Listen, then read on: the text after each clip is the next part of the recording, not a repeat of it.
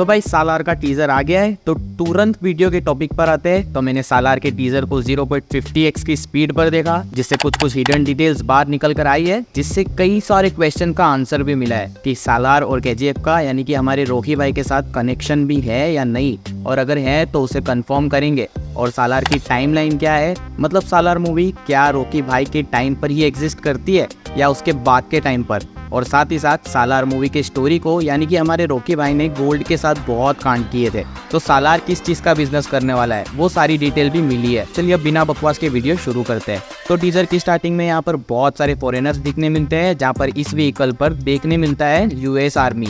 फिर इससे कंपेयर करें तो इस सीन में इस व्हीकल पर यूपी लिखा होता है यानी कि उत्तर प्रदेश, और थर्ड सीन में कर्नाटका का भी ट्रक दिखने मिलता है, जिसे ये भी बोल सकते हैं कि मूवी की स्टोरी सिर्फ इंडिया तक ही सीमित नहीं है, बल्कि बाहर फॉरेन में भी दिखने मिल सकती है। अब स्टोरी पर बाद में आते हैं, पहले इस सीन की बात करें। यहाँ भले ही बंदे अमेरिका के ज़रूर हो, लेकिन ये सीन है तो इंडिया का ही, और ये कोई यूएस आर्मी भी नहीं है। अमेरिका में 2 नंबर का काम करने वाले हैं बंदे लोग, जो यहाँ कोई चीज़ या फिर किसी बंदे को ढूंढने के लिए आए हैं। फिर उसके बाद हमारे ताऊ एक जोरदार डायलॉग मारते हैं, थोड़ा मास डायलॉग कि टाइगर, चीता, लायन ये सारे भले ही खतरनाक होंगे तो वो अपने जंगल में होंगे, लेकिन जोरासिक पार्क में नहीं। मतलब बेसिकली चीचा सालार को एज ए डायनासोर की तरह रिफर कर रहे हैं, और इसी जगह रॉकी भाई को मॉन्स्टर से रिफर करा गया था। अब बात करें टाइमलाइन की, तो सबसे पहले आपने केजीएफ पार्ट 1 में देखा होगा कि जब मूवी में कार सामने आती है तो तब उस पर 3 अल्फाबेट और फिर 4 नंबर्स लिखे हुए होते हैं, जिस पर से अगर इंडिया की हिस्ट्री को उठा करके देखे तो ये नंबर प्लेट 1980 से पहले देखने मिलते थे। लेकिन 1980 के बाद से इंडियन गवर्नमेंट ने प्लेट नंबर्स में पहले स्टेट, फिर सिटी का नंबर और उसके बाद सीरियल नंबर का फॉर्मेट फॉलो किया। मतलब अभी जो नॉर्मली कार्स की जो नंबर प्लेट्स होती है ना वैसी। और एज यूजुअल हमें टीजर में भी कर्नाटका फिर यूपी की कार दिखने मिली है, यानी कि ये मूवी 1980 के बाद एग्जिस्ट करती है और केजीएफ मूवी के बाद एग्जिस्ट करती है, और केजीएफ पार्ट 2 के बाद से ही कंटिन्यू करेगी। और इसी के साथ केजीएफ मूवी में मेन एलिमेंट था गोल्ड। उसी तरह अगर 1980 की बात करें तो वो होने वाला है ऑयल, जिसका प्राइस हम गोल्ड के बराबर उस टाइम पर बोल सकते हैं। और बार बार जो अमेरिका का इन्वॉल्वमेंट देखने मिल रहा है ना, यानी कि यहाँ कार्स, टैंक, वेपन्स, अमेरिका के लोग जो सीधा सीधा ऑयल से कनेक्टेड है, क्योंकि 1980 के टाइम पर ऑयल सबसे ज़्यादा अमेरिका ने बेचा था, और सेकंड थर्ड पर सऊदी और रशिया है। वो पीछे चलकर सऊदी और रशिया फर्स्ट सेकंड पर आ गए। टॉपिक पर आते हैं तो उस टाइम पर यूएसए यानी कि अमेरिका सबसे ज़्यादा ऑयल बेचा करता था।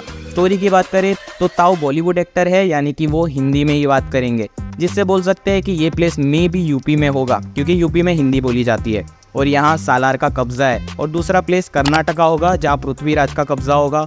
और ये सीन की बात करें तो मे बी ये कर्नाटका का ही सीन है, जहाँ सालार ने अटैक किया है, और यहाँ यूएस के वेपन्स भी दिखने मिलते हैं जो कि मॉडर्न है। इंडिया में उस टाइम पर मॉडर्न वेपन्स नहीं थे, तो मे बी शायद रॉकी भाई भेज रहे हो वहाँ से, मतलब कुछ भी, मतलब मे बी ये बस एक थ्योरी है, सीरियस मत ले लेना बहुत।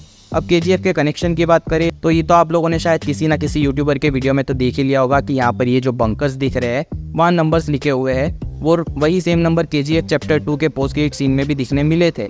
अब ऐसा तो होगा नहीं कि केजीएफ 2 का सेट रेडी था और डायरेक्टर ने उसी सेट पर शूटिंग कर ली ना, लगता नहीं है कि ऐसी गलती ये बंदा करे।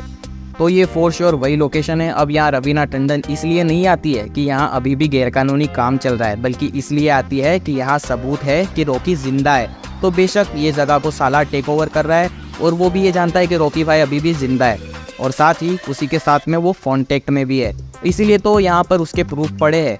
तो ये सारी डिटेल्स टीजर से मिली है। कुछ मुझसे अगर छूट गई हो तो ज़रूर से कमेंट कर देना। बाकी आपको ब्रेकडाउन अच्छा लगा हो तो ज़रूर से एक लाइक करके जाना, और चैनल को भूले बिना सब्सक्राइब करना बिल्कुल भी भूलना मत, बिल्कुल भी नहीं। मिलते हैं अगले वीडियो में, तब तक के लिए पीस आउट।